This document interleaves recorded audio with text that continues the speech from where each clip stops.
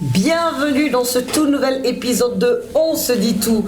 J'ai l'honneur et le plaisir de recevoir aujourd'hui une des figures emblématiques du journalisme en Guinée. Et c'est vraiment un honneur, c'est vraiment un privilège parce que c'est quelqu'un que j'ai vu à la télé lorsque j'étais petite. C'est quelqu'un que je suivais il y a très longtemps. C'est aussi une de mes inspirations dans ce métier. The one and the only, je vais même jeter un peu d'anglais dedans parce que vraiment, vous êtes une légende. Yamoussa Sidibé, plus de 30 ans quand même de carrière dans le journalisme.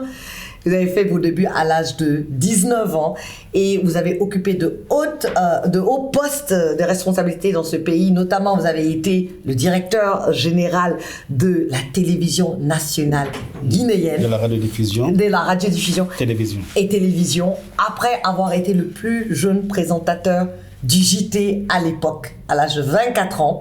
Et aussi, vous êtes un auteur. 7 livres. En fait, on se demande même comment vous avez le temps de faire tout ça. Donc, nous recevons Monsieur Yamoussa Sidibé. Donc, si je fais un peu quelques erreurs dans cette interview, vous allez quand même me pardonner, hein, parce que là, on a le messie du journalisme guinéen. Et vous avez été aussi pendant longtemps correspondant de France Télévisions. Donc, bienvenue. C'est un honneur, c'est un plaisir et c'est un privilège, Monsieur Sidibé, de vous recevoir dans ce podcast. Merci Yaka. Je vous assure que c'est un plaisir aussi d'être sur ce plateau avec une fierté nationale, une fierté guinéenne. Quand c'est vous qui le dites, c'est toujours avec un immense plaisir que je suis Yaka sur les chaînes internationales. La dernière fois, je crois que c'était sur quelle chaîne on vous suivait. On était fiers d'être guinéens, on était fiers de se réclamer de la même patrie que vous. Donc, être sur ce plateau, ce ne peut être qu'un plaisir. Merci en tout cas. Un honneur. Merci. Et un privilège. Merci beaucoup. Et donc, l'objectif de ce podcast, c'est vraiment avoir des conversations autour du décryptage de certains stéréotypes et préjugés dont nous sommes souvent victimes dans la société, mais aussi de mettre en avant des icônes comme vous, afin que votre parcours puisse servir d'exemple et d'inspiration pour toute cette jeunesse. Et donc, avant de rentrer dans le thème, aujourd'hui, parce que le thème, nous allons parler de la transformation du paysage médiatique en Guinée, mais avant de rentrer dans le vif du sujet, on va parler d'abord de vous. Parlez-nous de votre parcours, parce que là, j'ai juste dit quelques petits passages, mais après plus de 35 ans de carrière, c'est pas donné à tout le monde d'avoir cette longévité. Donc, Monsieur Sidibé, parlez-nous de votre parcours dans le monde des médias. Merci Yaka, peut-être de façon succincte. Je suis un produit de l'école normale supérieure de Manéa, où j'ai fait lettres modernes. Déjà, c'est dans cette école, nous avions une cellule de la presse, une cellule de presque 6 ou 7 étudiants animés. Et je faisais partie de cette cellule. Et donc, nous avons commencé déjà à écrire. Nous singions, entre guillemets, les grandes vedettes de la radio et de la télévision, avec l'ambition d'être un jour sur un plateau de télévision ou bien tout au moins avoir un micro pour lire un journal ou animer une émission. Donc après Manéa, normalement on devrait être dans l'enseignement. Mais nous on avait déjà les bribes du journalisme, puisque déjà à l'école on fréquentait la RTG, même si de temps à autre on nous chassait, on nous renvoyait, on n'avait pas besoin de nous, mais on revenait. Donc on avait nos habitudes déjà créées dans les couloirs de la RTG, et finalement, petit à petit, on a commencé à nous accepter dans les rédactions où nous rédigions des nouvelles. Et puis, à la fin des études, nous avons eu une chance extraordinaire, puisque le ministre, après l'avènement des militaires au pouvoir, le ministre qui est arrivé à la communication, c'était Zeinul Abidine Sanoussi. Zeinul Abidine Sanoussi, c'était notre directeur général quand on était à l'école normale supérieure de Manéa, donc qui nous connaissait, qui nous appréciait. Et donc, quand il est arrivé, il nous a maintenus à la RTG. Il a même facilité notre intégration à la fonction publique. Donc voilà un peu comment c'est arrivé à la RTG. Et puis voilà, j'ai commencé par la radio, au journal Parler. On m'a confié une émission, puisque j'étais jeune, on m'a confié une émission de jeunesse aussi, qu'on appelle le magazine pour enfants, que j'animais. Mais peut-être ma façon d'animer cette émission-là a tiqué le rédacteur en chef de la télévision nationale, qui était Mamadi Condé, qui m'a appelé un jour pour me demander si mon père était instituteur. J'ai dit non, mon père était policier. Il dit, mais c'est parce que vous êtes méthodique quand vous travaillez, quand vous animez cette émission-là. Il dit, est-ce que ça t'intéresserait de venir à la télévision? J'ai dit, ben, c'est mon rêve. Il dit, bon, dès demain, tu viens me voir. Voilà, c'est comme ça que j'ai quitté la radio. Je suis descendu quand j'ai dit descendu, c'est-à-dire la radio était au premier étage, la télévision était au rez-de-chaussée. Donc, je suis arrivé à la télévision, ce que beaucoup de cadres, de responsables de la radio n'ont pas aimé. Voilà, j'ai commencé donc le service reportage. Et puis, quelque temps, je ne sais pas ce que le rédacteur en chef avait décelé à moi. Il a décidé que un jour, voilà, que je devais passer sous les projecteurs, présenter le journal. Hein? Il a annoncé ça en conférence de rédaction. Il a dit, bon, mercredi prochain, le jeune Yamoussa va présenter la dernière édition du journal, c'est-à-dire RTG Express, qui passait à 23h50. Et vous aviez quel âge? En ce moment-là, je n'avais pas 24 ans encore. Et imaginez, je tremblais de tout mon corps. Waouh, j'imagine. Oui, parce que je me demande pourquoi moi, pourquoi maintenant là, je ne suis pas prêt, je n'ai même pas de beaux costumes, même pas de belles chemises. Quelle image je vais laisser? Est-ce qu'on va pas, dès ma première sortie, on ne va pas m'étiqueter? Donc j'avais peur, mais bon, c'était une chance comme mon frère aussi. Peut-être qu'il avait décidé quelque chose à moi, c'était à moi de prouver qu'il avait raison d'avoir trouvé cette chose. La chance était méritée. Voilà. L'opportunité était méritée. Et voilà, donc j'ai commencé cette édition à 23h50 et puis après, les autres sont arrivés. J'ai appris à animer le débat. Bon, ça, suite au lendemain, parce que quand j'ai commencé le journal, et il y avait un directeur de la télévision qui était là, qui s'appelait Justin Moral Junior, qui m'avait donc repéré et qui avait senti que je pouvais lui apporter quelque chose. Donc, il m'a accordé une bourse de formation qui m'a mené à Bordeaux. C'est au lendemain de cette formation maintenant que j'ai commencé véritablement le journalisme, la présentation, l'animation des débats et puis tout le reste. Waouh! Et donc, tout à l'heure, je voulais revenir sur quelque chose que vous avez dit tantôt, parce que j'ai eu à recevoir Aya Gawara, Kediatou Kaba dans cette émission et qui ont eu aussi à parler un peu des difficultés qu'ils ont eues pendant leur parcours à la télévision, dans le monde des médias en Guinée en général. Vous avez dit quelque chose, vous avez dit que lorsqu'on vous a promu à la télévision, il y avait des gens qui n'étaient pas contents. Et c'était pourquoi? Parce que vous étiez jeune? C'était quoi? Pourquoi ils étaient... Non, je ne pense pas qu'il y a eu des gens qui n'étaient pas qu'ils ne soient pas contents, mais peut-être surpris. Surpris. Pourquoi lui? Voilà. Mais pourquoi pas lui? Oui, pourquoi lui? Il y a d'autres ici qui attendaient depuis cette longtemps. Chance-là. Voilà, mais pourquoi lui? Ce n'était pas qu'il n'était pas content. Non, je ne saurais le dire. Je pense que c'était plutôt une surprise. Et puis, bon, nous sommes des êtres humains dans des groupes comme ça. Il y a toutes sortes d'idées qui peuvent naître.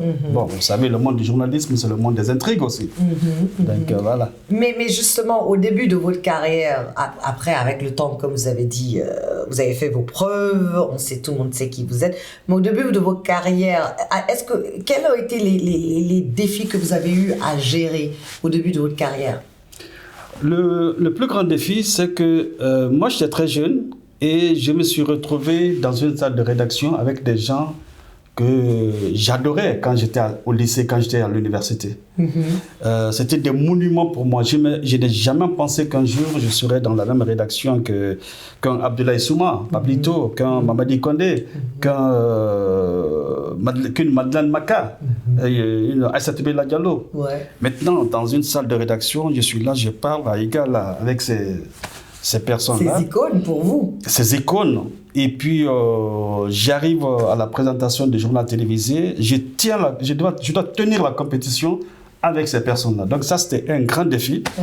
Et je devais toujours faire plus que les autres. Parce qu'il faut que je mérite ma place. Qu'on dise, bon, il est arrivé, il n'a pas pu tenir. Donc il y avait ce défi-là. Si vous aviez connu des gens comme Madeleine Maka, Aïssatou Bella Diallo, Pablito, vous pouvez comprendre ce que je suis en train de dire. Et que vous vous retrouvez... Parce que, quoi qu'on dise, c'est une compétition. Quand vous êtes sur le plateau, plusieurs présentateurs, chacun vient à son jour, c'est une compétition. Mais pour tenir et rester, là, il faut se donner des biceps. Oui, absolument. C'est vrai. Et donc, vous avez finalement atteint le sommet, je dirais bien, dans votre parcours au sein de la radio et télévision nationale, parce que vous finissez directeur général de la télévision guinéenne. Et ça, c'était en quelle année encore ? En 2013, j'ai été nommé directeur général de la RTG. Est-ce que c'était pour vous une aspiration lorsque vous avez commencé dans la maison mère? Est-ce que vous vous êtes dit, un jour, je serai le DG de la place? Ah oui? Oui, dès le départ, quand je suis arrivé, il y avait le directeur général, c'était Emmanuel Kati. Et écoutez, chaque fois qu'il me convoquait dans son bureau, je regardais son bureau, tous les coins, et puis je me disais, peut-être un jour, je serai là, dans ce bureau-là, pour donner les mêmes instructions aux plus jeunes. Voilà. Et puis, Justin Morel est arrivé, qui est devenu un ami, parce qu'il m'a vraiment accepté, qui est devenu un ami. Et puis, chaque fois que je venais vers lui, je le regardais dans les yeux. J'ai dit, un jour, je serai à ta place ici. Ah, et donc, c'était... il vous a cru? Bon, il en souriait, Mais bon, c'est quelqu'un d'extraordinaire qui sait comprendre les ambitions des jeunes. Mais j'ai cette chance extraordinaire, c'est que je n'ai sauté aucune étape. J'ai commencé par être reporter, présentateur, animateur de débat, rédacteur en chef adjoint, rédacteur en chef, directeur de télévision et directeur général de la RTG. Voilà. Et donc, le thème, c'est la transformation du paysage médiatique en Guinée. Et votre carrière coïncide avec des moments clés du développement des médias en Guinée. Comment décrivez-vous cette transformation de vos débuts jusqu'à aujourd'hui? Et surtout, notamment, avec un accent particulier lors de votre passage à la tête de la maison mère. Écoutez, peut-être que nous allons nous appuyer un peu sur les transformations que, pas seulement la RTG a connues, mais le paysage audiovisuel national. Vous savez, je crois que c'était en 92 déjà, il y avait eu les journées nationales de la communication. Ces journées nationales ont abouti à une autorisation d'exercice de la presse privée. Donc c'était un début, il y avait des journaux qui étaient finalement là, comme l'événement de Guinée, comme le Lynx, et ainsi de suite. Donc ça a commencé déjà, et parallèlement, la RTG fonctionnait. Mais la RTG, par rapport à cette nouvelle arrivée, est restée dans la même situation. C'est-à-dire un média n'ayant pas peur des mots, un média de pouvoir. La radio et la télévision de Sékou Touré. Dès le départ, depuis le temps de Sékou Touré, jusqu'au moment où j'ai quitté, c'était la trompette du pouvoir. Donc voilà, il y a le fait que l'émergence de cette presse privée a donné des idées à la RTG, a permis à la RTG de se sentir dans une concurrence et d'améliorer ses programmes, de faire en sorte que la population, les téléspectateurs ne se tournent pas tous vers le privé. Et qu'est-ce qu'il faut faire pour ne pas aller, pour rester avec elle? La télévision, c'est d'amener à créer, à suggérer de nouvelles productions, de nouveaux contenus. Voilà un peu. Donc, l'apparition de la presse privée a plutôt galvanisé, en tout cas donné un peu de tonus à la RTG, parce que c'était changer, s'améliorer ou mourir. Parce que le téléspectateur n'avait plus de plaisir, n'avait plus de goût de suivre la télévision nationale. Et bon, je suis arrivé à un moment donné, c'était en 2013, Je vous assure, quand je suis arrivé, beaucoup de Guinéens ne suivaient plus la télévision nationale. Je vous rappelle que c'était le moment où le président Alpha Condé lui-même est passé à la télévision et a dit que la télévision et la radio nationale c'était de la mamaya. De la mamaya parce que bon, c'était du n'importe quoi, n'est-ce pas?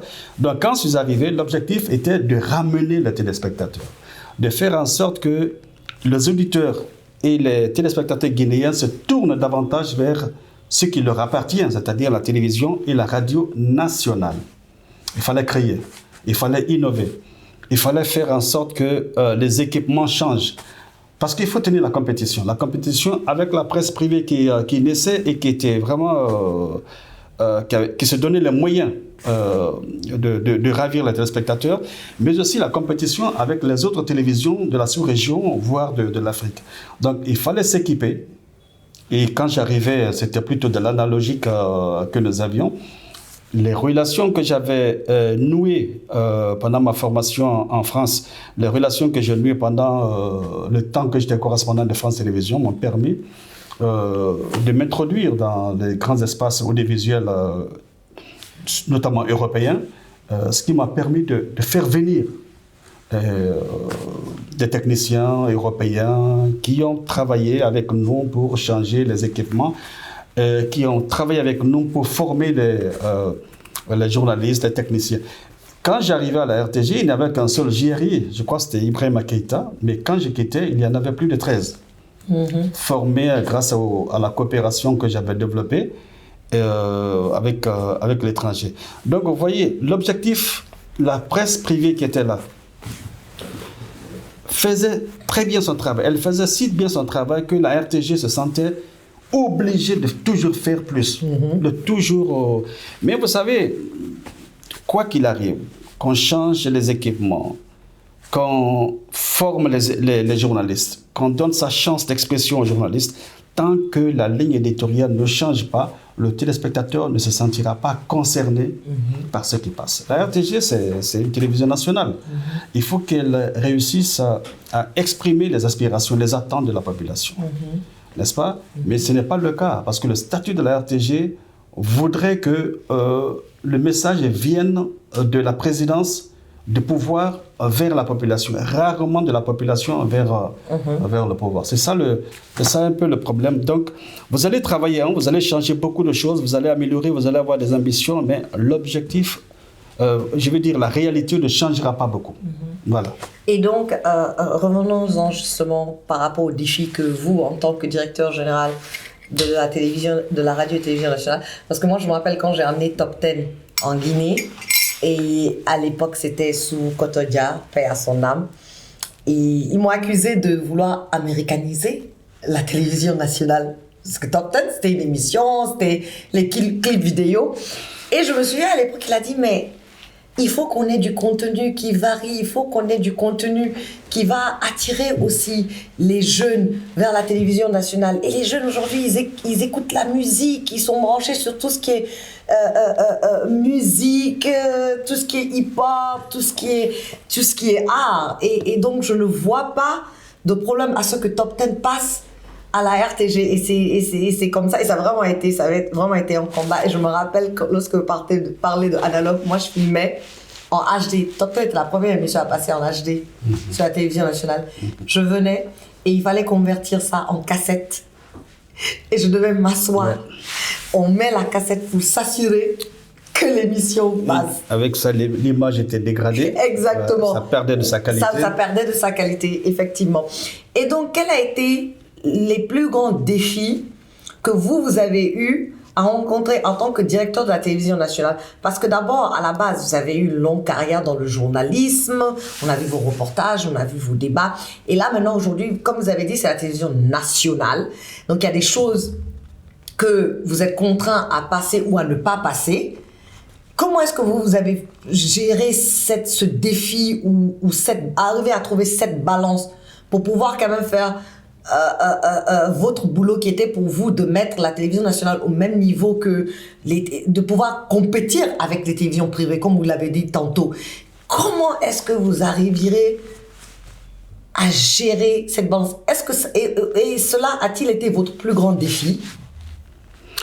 Vous savez, la chose la plus difficile pour un professionnel, c'est de ne pas pouvoir exprimer ce que vous ressentez, ce que vous avez au fond de vous, ce que vous avez dans le ventre. Et être à la tête d'une chaîne nationale avec un statut comme celui de la RTG, c'est très très difficile. Ouais, parce que nous avons tendance à penser que la radio et la télévision appartiennent au parti au pouvoir, appartiennent à la présidence. C'est-à-dire que tout ce qu'on fait, il faut que ça plaise d'abord à la présidence, ou bien au parti au pouvoir, avant que ça soit diffusé. Moi, mon problème a été que je n'appartenais à aucun parti politique. Et le parti qui était là en ce moment-là, je sentais la pression sur moi. Je sentais la pression sur moi quand il y avait des événements. La restitution de cet événement dépendait de l'humeur de ces responsables politiques. Ce qui est très très dur pour un journaliste professionnel. Qui doit être... Parce que, en fait, vous ne sentez pas exprimer, extérioriser, interpréter les attentes de la population, les aspirations de la population, les préoccupations de la population, la vision de ceux qui regardent la télévision nationale. Et quand vous ne le faites pas, quand vous continuez à vous détourner de ces attentes-là, le téléspectateur cesse de vous respecter. Il va partir ailleurs, il va zapper. Il va revenir quand il a le sentiment qu'un décret va passer, il regarde le décret et il s'en va.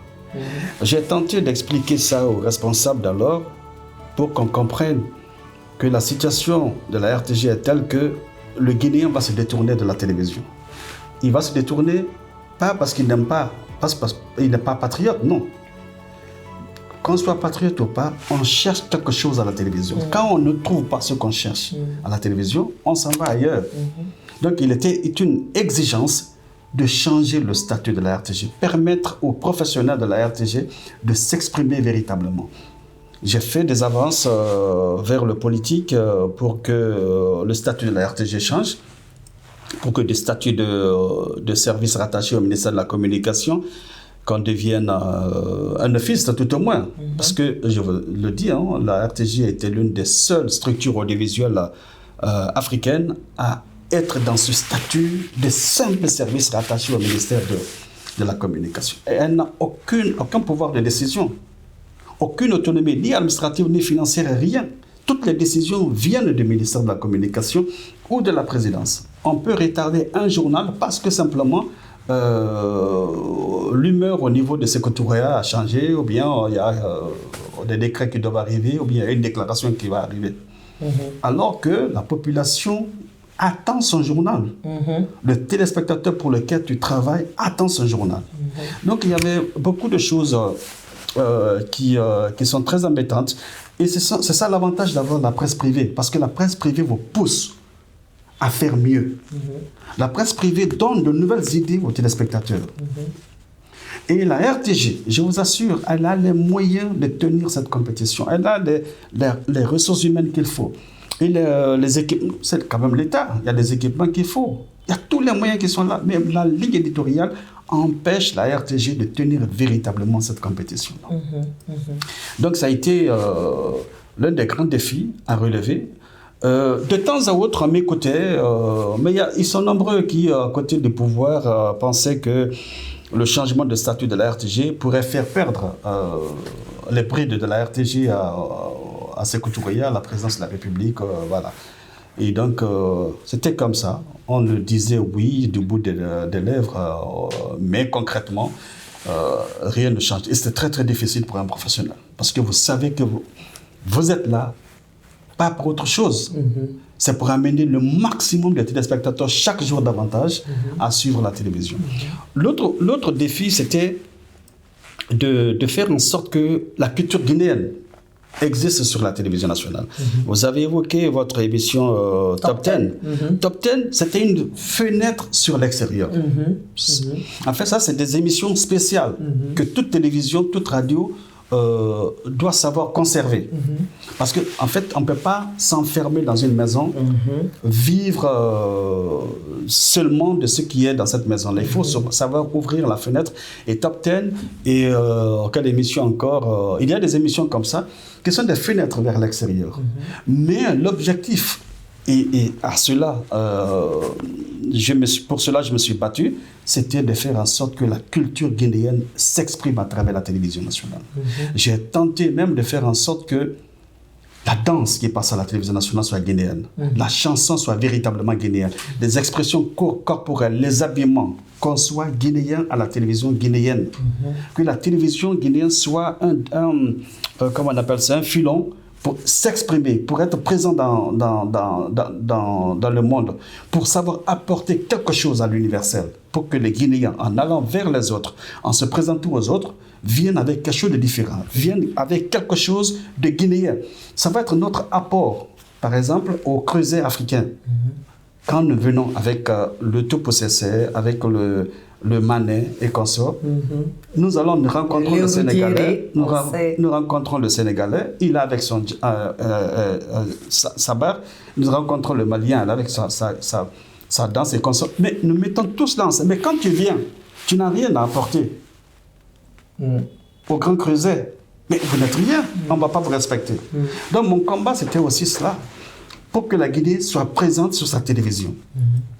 Et c'est pourquoi jusqu'à présent, moi je pense que le ministère de la Culture guinéen doit travailler de concert, parce que c'est le travail du ministère, mais ce ministère doit savoir utiliser le moyen que propose la RTG, c'est-à-dire le ministère de la Communication, pour que chaque fois que la télévision s'ouvre, qu'on sente le Guinéen, qu'on sente une présence guinéenne. Et d'autant plus qu'aujourd'hui, le ministère de la Culture, il se bouge vraiment il s'active à faire rayonner cette culture à travers le monde. Donc, ça serait, comme vous avez dit, idéal. Non, c'est ça l'objectif. Mais est-ce qu'il sait se donner les moyens? Est-ce qu'il sait savoir? Est-ce qu'il se donne véritablement les moyens d'exprimer la culture nationale? Parce que le dire et le faire, c'est autre chose. Jusqu'à présent, moi, je suis très malheureux. Quand je vois des pays comme le Sénégal, comme le Bénin, qui savent développer leur culture nationale, qui mettent l'essentiel. En fait, le ministère de la Culture devrait être un ministère prioritaire. Ça devrait être un ministère. Mais malheureusement, ce n'est pas le cas. Ce n'est pas encore le cas chez nous. Il faut se dire la vérité, Yaka. Quelles que soient nos amitiés dans les couloirs de ce ministère, ce n'est pas encore le cas. Il faut que ce ministère-là ait un caractère prioritaire. C'est l'expression guinéenne, c'est la présence guinéenne dans le monde. Et ce ministère doit savoir comprendre ses responsabilités, se donner les moyens pour cela. Quand le Guinéen n'existe pas, on ne sera pas respecté. On ne peut pas aller vers l'universel en s'engonçant dans la culture de l'autre, en venant danser le copé décalé. Ce n'est pas nous. En venant danser le sabar, ce n'est pas nous. Nous irons et nous serons respectés quand nous viendrons avec le Dundumba. Mais là, on a vu qu'ils sont en train de travailler pour relancer les ballets africains. Écoutez, nous sommes au XXIe siècle. Les ballets africains ont déjà donné ce qu'ils peuvent. On peut réfléchir autrement. On peut réfléchir autrement. J'ai vu des tentatives de relancer les festivals. Mais on peut réfléchir autrement. Les festivals, c'est le passé. Nous avons réussi cela. Mais on peut réfléchir autrement. Est-ce que les festivals aujourd'hui, est-ce que ça tient la route? Est-ce que ça peut nous propulser? Est-ce qu'il n'est pas nécessaire aujourd'hui de réfléchir autrement? De faire autrement pour exprimer cette culture-là? On n'a pas besoin seulement de ballets africains. On peut faire autre chose. On peut faire autre chose. Le Gorée qui est au Sénégal aujourd'hui, qui rapporte beaucoup de sous aux Sénégalais. Mais nous avons plus que ça à Conakry, à Faraya.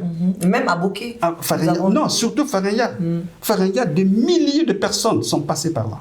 Moi, je connais Bouquet parce que j'ai visité le chemin des esclaves. Les traces s'effacent tous les jours. Les traces s'effacent. Il faut que nous travaillons dans ce sens-là. C'est-à-dire pas nous adosser simplement sur le passé. Il faut voir vers l'avenir. Il faut voir notre actualité. Nous sommes au XXIe siècle. Comment faire pour exister au XXe siècle? Ne pas revivre les réussites de 1950, de 1960. Non. Le XXIe siècle, là, Qu'est-ce qu'il faut pour que nous tenions la compétition avec le Brésil, la compétition avec la Colombie, avec la Thaïlande? Pour que nous soyons dans ce monde-là, que nous ne soyons pas avec les habits des autres. Et donc aujourd'hui, selon vous, quels sont les plus grands défis auxquels les journalistes guinéens font face ou doivent faire face aujourd'hui? Écoute, c'est le défi de la formation. Il faut qu'on accepte la formation, il faut qu'on soit professionnel. Absolument. Vous savez beaucoup... Quand vous écoutez certaines radios aujourd'hui, certaines télévisions, excusez-moi, mais on n'est pas fiers de se réclamer de ce métier. Ouais. Hein? Il y a beaucoup de petites choses qui se passent qui ne se doivent pas. Donc, moi, je crois que le grand défi, c'est la formation et la compréhension du métier. Le métier, ce n'est pas invectiver l'autre, c'est d'informer l'autre. Exactement. C'est divertir l'autre. Nous ne sommes pas des inquisiteurs, nous sommes des formateurs, nous sommes des gens, des divertisseurs, entre guillemets.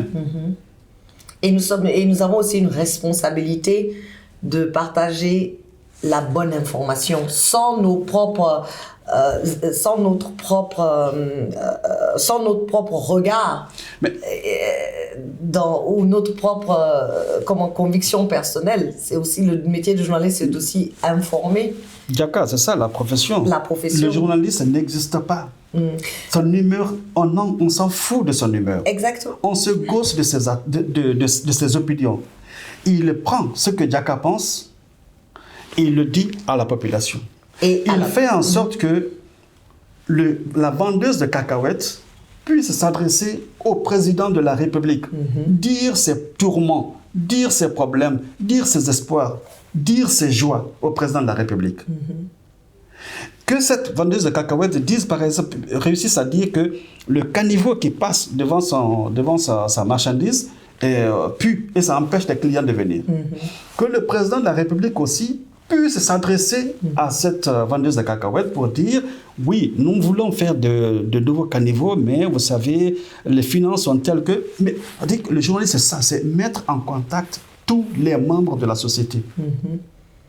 Le journaliste, lui, quand il a des opinions, il doit savoir taire ses opinions. Exactement. Un vrai journaliste n'a pas d'opinion. Non, il n'a pas d'opinion. Il n'a pas à invectiver les gens. Il n'a pas à jouer à l'inquisiteur.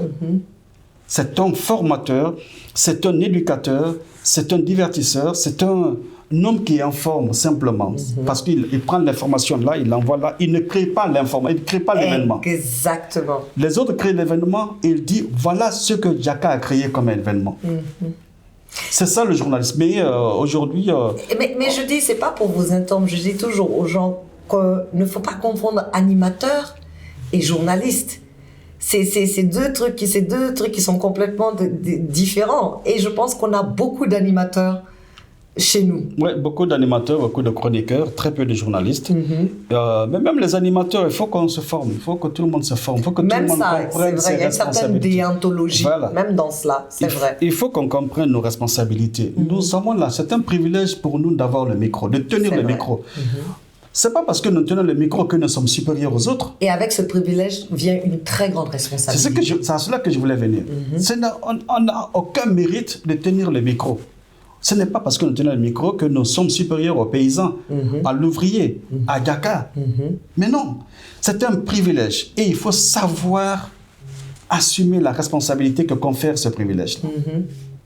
N'est-ce pas? Donc comprendre la profession, comprendre ce pour lequel tu es là, et voilà, évoluer dans ce sens. Absolument. Et donc, lorsqu'on regarde votre carrière, vous avez commencé à une époque où la télévision était la principale source d'information. Aujourd'hui, la télévision nationale était la principale source d'information. Aujourd'hui, avec la montée en puissance de l'Internet et des réseaux sociaux, pensez-vous que la télévision traditionnelle a encore un rôle important à jouer? Je le pense. Je pense véritablement que la télévision traditionnelle a encore un grand rôle à jouer. On a parlé de responsabilité, n'est-ce pas? La responsabilité peut être davantage assumée par un groupe. Et la télévision, la radio, c'est des groupes. C'est des groupes. Quand il y a une information se passe quelque part, quand il y a un accident de la circulation quelque part, le reporter y va. il s'informe, il prend des images, il fait des interviews, il revient à la rédaction. Le travail n'est pas fait par lui seul. Et il y a d'autres personnes qui participent à ce travail-là. Et le rédacteur en chef vient couronner le tout. N'est-ce pas? Il regarde ce qui est bien, ce qui n'est pas bien. Est-ce qu'en passant cette information-là, ça ne va pas soulever des mouvements de foule quelque part? Est-ce que telle personne, tel groupe ethnique ne va pas se sentir concerné et tout? Mais ceux qui ne sont pas professionnels ne se soucient pas de ces aspects-là. Ils prennent l'image, ils envoient directement. Et la personne qui le fait, elle est seule. Elle est seule, elle prend l'image, elle l'envoie sans se soucier des conséquences de ce que ça... Voilà. C'est ce qui l'intéresse, c'est le scoop. Absolument. Le scoop. Le sensationnel. Le sensationnel. Le scoop, OK. Le journaliste aussi cherche le scoop, mais avec responsabilité. Ça, c'est un mot-clé. Journalisme égale responsabilité. Et comprendre sa responsabilité. Et donc, vous avez été à la tête de la télévision nationale guinéenne pendant des années. Quelle a été la plus grande leçon que vous avez tirée de votre expérience de gestion d'une telle institution dans un environnement médiatique et politique souvent très complexe? Un professionnel réussira difficilement à la tête d'une entité comme la RTG. Un professionnel, un politique, un journaliste militant d'un parti politique peut-être peut réussir, mais un professionnel réussira difficilement. Difficile. C'est la plus grande leçon que vous avez tirée de là-bas. J'ai passé des moments très, très difficiles. Très, très difficiles au niveau de la RTG. Je vais vous donner une anecdote. Il y a un jour, il y a eu un mouvement, une manifestation politique. Le président, M. Kassouri, était dans l'opposition. Il a donné une interview, parce que c'était une manifestation qui avait réussi. Il a dit, voilà, vous avez vu la foule qui est avec nous, et mercredi, nous reviendrons plus fort. Il l'a dit, c'est une réalité. La journaliste qui est partie sur le terrain a pris cet extrait-là, mais c'est un extrait intéressant, qui pouvait intéresser la population. Mais j'étais dans mon bureau, j'avais déjà vu le journal, moi j'ai trouvé que c'était bien, mais on m'appelle, parce qu'il y a un journaliste de la RTG qui a appelé la présidence pour dire à cet extrait-là, ils vont le passer. Le responsable m'appelle pour me demander est-ce qu'il y a ceci, est-ce qu'il y a cela. J'ai dit oui, effectivement. Il dit donc tu es passé dans l'opposition. J'ai dit quelle opposition? J'ai dit mais non, il faut enlever. On l'a enlevé. Donc la leçon c'est que professionnellement c'est difficile de tenir tant que la situation statutaire de la RTG ne change pas. Il faut que la RTG change de statut. La RTG peut continuer à aider les responsables de pouvoir à exercer leurs fonctions. Ça peut encore aider. Des pays comme le Mali, comme le Bénin, comme quel autre pays, le Sénégal, sont passés de statut de... Ils sont maintenant, il y en a même qui ont un statut de société, mais le pouvoir, le gouvernement continue à être présent dans le journal, continue à être présent sur sa télévision. Tout à fait normal. Mais en même temps, ça restitue les préoccupations de la population. N'est-ce pas? Tout le monde se sent concerné. Les partis politiques se sentent concernés. Même si vous n'avez qu'une minute, 2 minutes par parti politique. En tout cas, chaque fois qu'un parti politique crée un événement, on doit pouvoir couvrir cet événement-là. Donc il y a beaucoup de petites choses comme ça là que la RTG ne pourra pas gérer si elle ne change pas de statut. C'est une exigence vitale pour la RTG aujourd'hui de changer de statut. Il faut absolument qu'elle quitte le statut de simple service rattaché au ministre de la Communication pour un autre statut. On peut en faire un office, ou bien, comme la nouvelle structure qui a été créée, à en faire une AAI. Il y a beaucoup de possibilités, mais qu'on permette aux responsables de la RTG de décider, de prendre des décisions, de voir que Djaka est une grande animatrice privée, mais tu as les moyens financiers. Tu prends Diaka, tu l'amènes à la RTG. Le responsable, le directeur général de la RTG doit savoir regarder dans l'espace audiovisuel, prendre les meilleurs et avoir les moyens de les payer. Ouais, c'est ça aussi. Équiper, avoir les moyens de les payer, prévoir les grands événements. Mais tout cela n'est possible que lorsque vous avez une autonomie de fonctionnement, une autonomie financière, une autonomie administrative. Mais aujourd'hui, la RTG, regardez, si je vous dis que, quand on vous dit que c'est l'unité centrale de la presse guinéenne, c'est pas faux. Hein? Il y a de grands techniciens là-bas, il y a de grands journalistes, mais qui ne peuvent pas donner le meilleur d'eux-mêmes dans ce contexte-là. Qu'on ouvre la vanne, qu'on permette à la RTG de s'assumer. Je vous assure que ce sera une des plus grandes télévisions africaines. Absolument. Et donc, quels sont les défis actuels pour préserver un journalisme indépendant et objectif? Est-ce que c'est important? Mais c'est la formation. C'est la formation, parce qu'à travers la formation, on peut comprendre la déontologie, on peut comprendre l'éthique, on peut assumer ses responsabilités. Donc tout tourne autour de cette formation-là. Ce n'est pas parce qu'un instituteur sait s'exprimer, ce n'est pas parce qu'un professeur de philosophie, un professeur de français a l'art de tenir en haleine une foule qu'il peut être un journaliste. C'est différent. Exactement. Ce n'est pas la même chose. Et c'est pas... Un journaliste, ce n'est pas quelqu'un d'ailleurs qui parle beaucoup. C'est quelqu'un qui parle peu parce qu'il n'a pas beaucoup de choses à dire. Il n'a rien créé, ce sont les autres qui ont créé quelque chose. Il ne fait que prendre cette création-là et la mettre à la disposition du public. Et c'est important aussi de faire la différence, de savoir aussi que ce n'est pas à tout le monde qu'on donne la parole. Ce n'est pas un journaliste qui le veut. Voilà. Non, il n'est journaliste que celui qui a...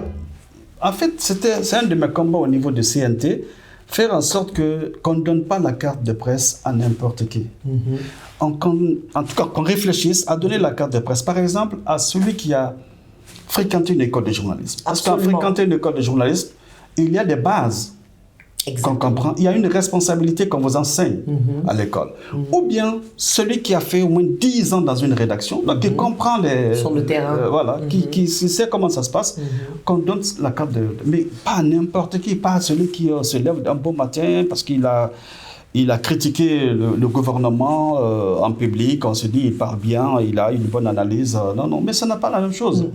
Il peut être un consultant, mais pas lui donner le micro, parce qu'il ne comprend pas la portée, les conséquences de ses paroles, de ses dits et de ses faits. Et donc, M. Sidibé, avec plus de 30 ans de carrière, je suis sûre que vous avez, en tant que journaliste, avant de parler, parce que vous êtes aussi écrivain, vous avez fait 7 romans, mais partagez-nous quelques anecdotes des moments que vous avez eu à traverser pendant presque 35 ans de carrière quand même, et surtout chez nous. Je suis sûre que vous en avez eu de toutes les couleurs. Quelques anecdotes? À brûle-pourpoint, je ne sais pas ce que je vais dire. Il y a eu certainement, par exemple, je ne sais pas. Comme ça là, je ne pense pas à grand-chose. Non, les anecdotes, je n'y pense pas. Je ne sais pas ce que je vais donner. Peut-être le jour où on m'a désigné pour aller pour accompagner le président Lansana Conté au Cap-Vert, pour couvrir son séjour au Cap-Vert. J'étais à la rédaction, le rédacteur en chef m'avait désigné, mais Justin Morel s'était opposé. Et puisqu'il y avait du retard dans la désignation du journaliste, le ministre Zainou est venu en trombe dans la cour de la RTG. J'étais dans le bureau de Mamadi Condé, je regardais par la fenêtre. Dès qu'on l'a vu venir, Mamadi Condé est sorti en courant. Justin Morel est sorti, lui aussi il est sorti. Donc, mais je les écoutais. Zainou l'a demandé pourquoi vous ne désignez pas encore le journaliste. Mamadi Condé a dit, j'ai nommé le... Non, c'est Justin Morel qui a dit. Il dit, Mamadi Condé a désigné le jeune Yamoussa, mais je ne pense pas que ce soit un bon choix. Zainou l'a demandé, ben pourquoi? Il dit, non, il est trop jeune pour accompagner un président de la République. Zanou l'a regardé, Mamadi Condé, l'a regardé Justin Morel. Il a dit, il est jeune bien parce qu'il ne peut pas. Justin a dit, je crois qu'il peut tenir. Mais pour un chef de l'État, quand même, il faut un peu plus d'expérience. Justin, Zanou l'a reposé la question. Parce qu'il est jeune ou bien parce qu'il ne peut pas?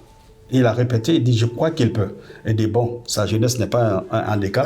Il va accompagner le président Lansana Conté. C'était ma première sortie à l'étranger. C'est moi qui ai couvert ce voyage du président Conté. Et avec le soutien des uns et des autres, j'ai réussi à faire un très bon compte-rendu. Et le compte-rendu était tellement accepté que finalement, je suis devenu le reporter du président. Waouh! Ouais. Ah, ça, c'est une belle anecdote. Ouais. Et donc, Justin Morel Jr., il était venu pour vous dire, je n'avais pas trop confiance en toi, mais... Non, il a été clair, il a été sincère. Il a dit que je suis trop jeune. En fait, il disait que le président, c'est des gens qui ont une longue expérience qui doivent accompagner le président. Il a été clair. Et à cette époque, vous aviez quel âge? Je crois jusqu'à 24, 25 ans. Waouh, vous étiez jeune. Ouais, j'étais jeune. Waouh. Ouais. Et donc, vous êtes également écrivain. Vous avez publié 7 ouvrages. Et quel parallèle pouvez-vous faire entre votre travail d'écrivain et celui de journaliste? Vous savez, comme je vous l'ai dit, le journaliste de la RTG, de la presse publique, ne peut pas dire ce qu'il pense. N'est-ce pas? On lui envoie ce qu'il doit dire. Et comment le dire, n'est-ce pas? Je vous disais tout à l'heure qu'une de mes rédactrices en chef m'empêchait de sourire à l'antenne parce qu'elle estimait que mon sourire était moqueur. Hein? Elle me disait surtout, après cet élément-là, ne souris pas. Tu as compris, Silibé? J'ai dit oui. J'ai compris. Je ne vais pas sourire. Donc, vous voyez, vous ne pouvez pas vous exprimer véritablement quand vous êtes journaliste de la presse privée, de la presse publique. Donc, c'est une certaine frustration. Cette frustration vous amène à vous exprimer ailleurs, à vous exhaler ailleurs, à exprimer vos opinions, ce que vous avez dans le corps, dans le ventre, ailleurs. Et c'est dans la littérature que je l'ai trouvé, dans les lettres, dans l'écriture, dans la rédaction des livres. Donc, voilà, tout ce que je ne pouvais pas le dire à l'antenne, tout ce que je ne pouvais pas dire dans un micro, quand je suis en public, quand je suis sous le projecteur, je l'ai renvoyé dans le livre. Et c'est le sens, je ne sais pas si vous avez lu mon premier livre, Les balafres du pouvoir. En fait, j'ai exprimé ma vision sur la gestion du pouvoir en Guinée, en Afrique. Est-ce que j'ai pu... parce que je ne pouvais pas le dire quand je fais un reportage. Ceux qui m'écoutent pensent que c'est mon opinion. Ce n'est pas mon opinion. Et je ne peux pas leur dire que ce n'est pas mon opinion. Tout à fait. Mais quand je sors un livre, parce que j'ai sorti le livre là en 2005, j'étais rédacteur en chef. Sur le plan sur ce plan, en fait, il y avait une contradiction entre celui qui présentait le journal et qui disait toujours que tout est beau, tout est bon, et celui qui cet écrivain maintenant qui disait que le pouvoir ne doit pas être géré par la seule humeur du chef. Il ne faut pas que le chef décide tout seul. Ça, c'est le sens du livre Les balafres du pouvoir. Je me suis réfugié dans le Moyen-Âge pour dire tout ce que j'avais à dire pour ne pas qu'on me répère trop tôt. Mais l'idée était là. Donc voilà, c'était le parallèle. Tout ce qu'on ne pouvait pas dire en tant que journaliste de la presse publique, vous le dites dans ce que vous allez faire. Mon deuxième livre, par exemple, j'annonce un coup d'État. J'annonce un coup d'État parce que la gestion, l'État était déliquescent. Il fallait absolument que l'armée prenne ses responsabilités. Et c'est un camarade qui a pris le pouvoir. Et comme par coïncidence, c'est un camarade qui a pris le pouvoir après le président Lansana Conté. Et donc, aujourd'hui, vous avez décidé de raccrocher la veste du journaliste. Donc, vous êtes arrivé à la décision, donc plus de journalisme, vous n'allez plus animer des émissions télé, vous allez vous concentrer sur l'écriture. Oui, en fait, j'ai été brutalement dégagé. Je persiste sur le mot, j'ai été brutalement dégagé du journalisme. Le temps que j'ai passé en dehors de ça m'a permis de réaliser beaucoup de choses. Et ça m'a mené à décider que c'était la fin de ma carrière, en tout cas en tant que journaliste. Et tout récemment, j'ai géré encore une radio-télévision. Et j'ai arrêté ça aussi. Parce que la décision, je l'ai prise que plus jamais je ne m'occuperai de tout ce qui concerne la télévision, la radio. Tout ce qui concerne le journalisme, c'est le passé pour moi désormais. Je ne sais pas ce que Dieu me réserve, mais je crois que la pratique de ce métier, c'est déjà le passé, c'est désormais le passé. Je vais m'occuper d'autres choses, peut-être je suis actuellement au CNT, mais ma préoccupation essentielle aujourd'hui, on va se tourner vers l'écriture et peut-être, si Dieu me donne les moyens, la création d'une maison d'édition. Wow. Voilà, comme ça je prendrai en charge vos prochaines parutions. Ah oui. Djaka, la fierté nationale, ça va être le titre du livre. Wow, mais je pense que j'ai beaucoup quand même à faire. Hein. J'ai encore beaucoup de chemin à faire. Pourquoi? Vous avez fait. J'ai pas mal de choses à faire. Vous pensez que je peux écrire un livre maintenant? Je pense que j'ai encore beaucoup de choses. Mais non, vous n'avez pas absolument besoin. Ce n'est pas obligatoirement que vous écriviez un livre sur vous-même. Mais sur un sujet, c'est vrai. Vous pouvez partir de votre expérience pour écrire sur une fille.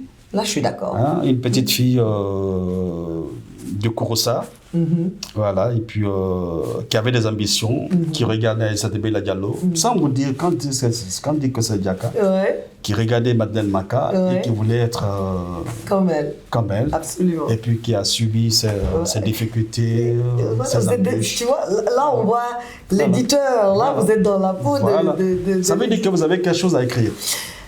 Ok. Je vais y réfléchir. Réfléchissez et puis on va travailler ensemble. Il n'y a pas de souci. Mais donc, le journalisme, ça ne vous manque pas? Est-ce que ça me manque? Je crois que j'ai le sentiment d'avoir donné ce que je pouvais faire dans ce métier-là. Ça m'a enlevé, ça m'a tout donné, ça m'a tout enlevé. Et finalement, je crois que je suis arrivé à la conclusion que c'était mon destin. Tout ce qui est arrivé, j'assume tout ce qui s'est passé. Et dans votre carrière, quel a été quand a été le moment le plus difficile? Quel a été le moment où vous vous êtes dit ça, c'est pas moi? L'un des moments les plus difficiles, c'est quand c'est à l'occasion de la proclamation des résultats de la présidentielle de 2015.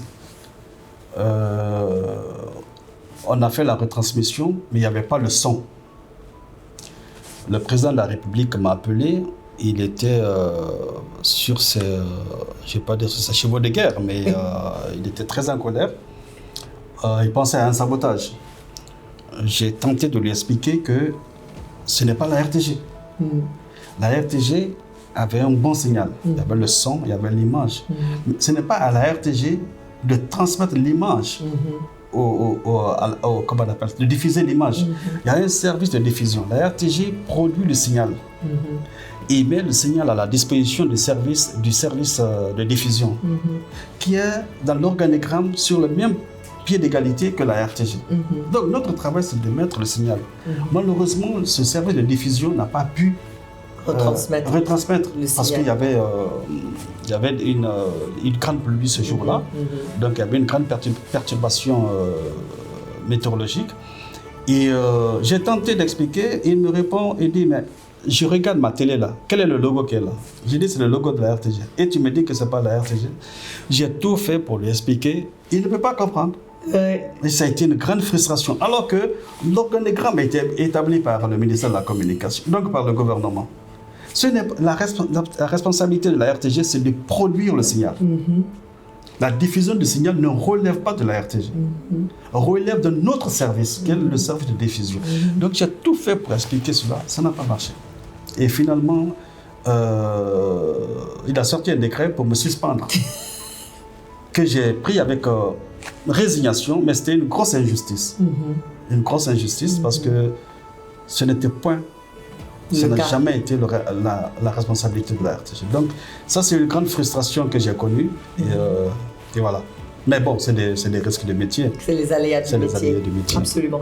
Nous allons maintenant donner la parole aux auditeurs et auditrices qui ont des questions pour vous. Donc, nous allons lancer les appels. Allô? Bonjour, Madame Djaka. Bonjour, monsieur Sidibé. Bonjour. Je me nomme Ba Alarini. Je vous appelle depuis l'Abbé. Je trouve votre émission hyper intéressante et j'ai une question à vous poser concernant notre cher pays, la Guinée. Bon, la question est dans une époque où les fake news se propagent rapidement, quel rôle doivent jouer les médias guinéens pour lutter contre la désinformation, surtout en période électorale? Je vous remercie. Merci bien. Je crois que c'est une préoccupation mondiale aujourd'hui, la lutte contre... Oui, même aux États-Unis aujourd'hui, ouais. on voit Biden, on voit Kamala Harris et Donald Trump. Ouais.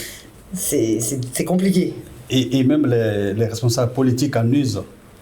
Donc la lutte contre les fake news, ça va être très très difficile parce que le contrôle des réseaux sociaux est difficile. Ouais. C'est très difficile. Ce qu'on disait tout à l'heure, la meilleure façon, c'est avoir confiance à la télévision, à la radio traditionnelle. Mm-hmm. Hein? Parce que là, au moins, l'information est contrôlée, l'information est vérifiée. Mm-hmm. Les réseaux sociaux, je n'ai rien contre les réseaux sociaux, mais je me dis qu'une seule personne ne peut pas prendre la responsabilité de diffuser n'importe quoi. Hein? Les fake news, c'est vraiment une préoccupation mondiale aujourd'hui, mais comment lutter contre ça, je ne sais pas. Moi, je me dis qu'il faut savoir avoir confiance à la télévision, à la radio traditionnelle. Mm-hmm.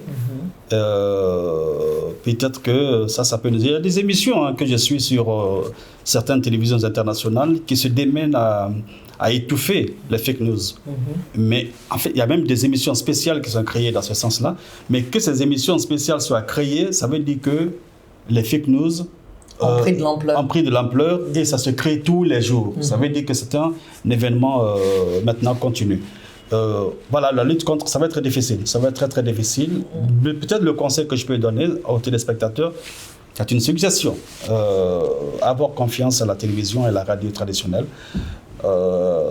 Ces deux médias sont animés quand même par des professionnels et par des groupes de personnes. Mm-hmm. Ok, très bien. Prochaine question.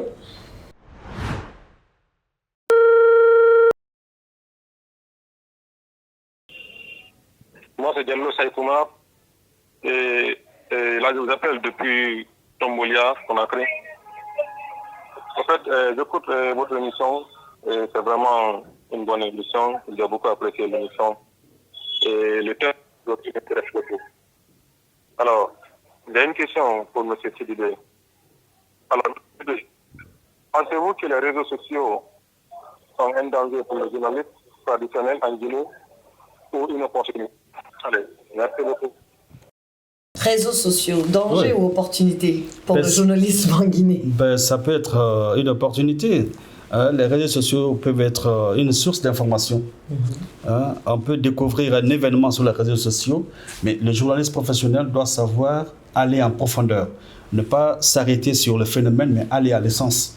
Mm-hmm. Donc ça peut être soit une opportunité, ou d'ailleurs c'est une opportunité, ça peut être une opportunité pour le journaliste professionnel. En découvrant un accident de la circulation sur les réseaux sociaux, le rédacteur en chef peut commettre rapidement un journaliste de sa rédaction sur cet événement. Et puis le travail sera fait avec beaucoup plus de responsabilité. Donc ça peut être une opportunité, mais s'en tenir simplement aux réseaux sociaux, c'est ce qui va être un peu difficile, parce que l'information, celui qui envoie les événements sur les réseaux sociaux ne s'occupe exclusivement que du scoop. Je vois par exemple sur les réseaux sociaux des gens qui font un accident, ils tombent sur la moto, eux-mêmes se lèvent, ils prennent l'image, ils disent je viens de faire un accident de circulation, priez pour moi. Bon, ça peut être un peu, paraître même plus puéril. Donc, en résumé, ça peut être une opportunité aussi pour le journaliste professionnel qui peut s'en inspirer. Voilà, le rédacteur en chef peut y envoyer quelqu'un pour vérifier ce qui s'est réellement passé. Donc, ne pas s'en tenir simplement à ce qu'on voit, mais aller en profondeur pour comprendre la chose. Très bien. Dernière question.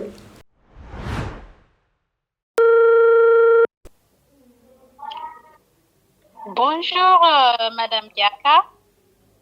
Et bonjour à vous également, Monsieur Yamoussa. Bonjour. Je me nomme Diallo Habibatou. Je vous appelle de la Belgique. Je suis l'une de vos auditrices qui a décidé aujourd'hui de vous contacter car je trouve que les thèmes que vous abordez dans votre émission sont vraiment pertinentes. Et il y a des questions qui taraudent l'esprit. Je me suis dit, en vous posant ces questions-là, je pourrais avoir le maximum d'informations que j'aimerais. Et donc, ma question, elle va s'adresser à M. Yamoussa. J'ai quelques questions, disons pas une seule question. La première question est de savoir comment évaluez-vous la place des femmes dans le journalisme en Guinée aujourd'hui? La deuxième question, quels sont les obstacles qu'elles rencontrent? Et que peut-on faire pour encourager plus de diversité et d'égalité dans ce domaine-là?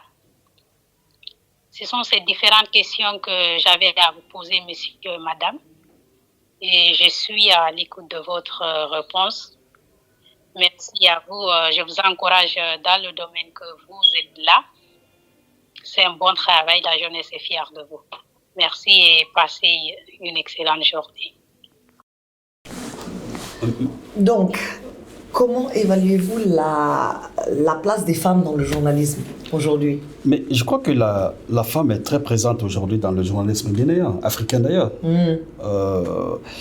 Et j'ai l'habitude de dire que, en parlant du métier, je ne cherche pas à situer si c'est une femme ou si c'est un homme. Elles sont aussi présentes que les hommes, elles se battent comme les hommes. Peut-être qu'on... je ne suis pas de ceux qui pensent qu'il faut donner, comment on appelle ça, ouvrir davantage la porte, davantage la porte à la femme qu'à l'homme. Déjà, à une égalité de chance, la femme, elle a réussi à percer, elle est présente dans le journalisme guinéen. Aujourd'hui, tout à l'heure, nous parlions de Madeleine Maka, nous parlions de Aïssatou Bella Diallo, nous parlions ainsi de suite, de beaucoup de femmes, n'est-ce pas, qui ont déjà une réputation, qui sont déjà des monuments du métier en Guinée. Donc, voilà, peut-être que le ministère des Affaires sociales, de la promotion féminine peut réfléchir autrement.